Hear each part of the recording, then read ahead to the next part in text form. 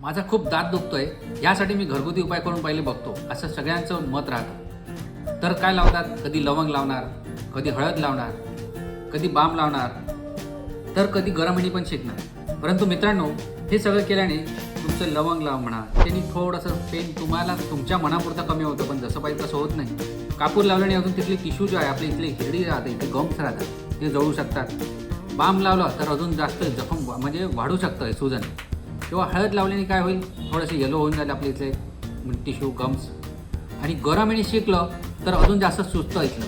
का बरं? बाम लावण्याने आणि गरमणी शेकलं तर का बरं सुजेल? कारण आपले जे दात आहेत ते तुम्ही बघू शकता, याचे रूट्स असतात आतमध्ये. जेव्हा इन्फेक्शन होतं असं तेव्हा खाली सुजन येतं, आणि तेव्हा अजून तुम्ही गरम लावलं किंवा बाम लावलं तर अजून इथे सुजन वाढणार. म्हणून हे घरगुती उपाय टाळले पाहिजे.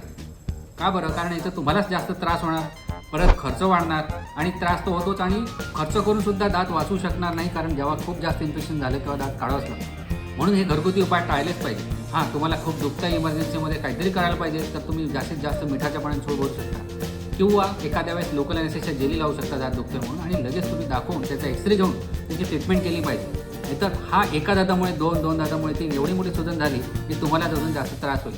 म्हणूनच हे घरगुती उपाय टाळलेच पाहिजे. धन्यवाद.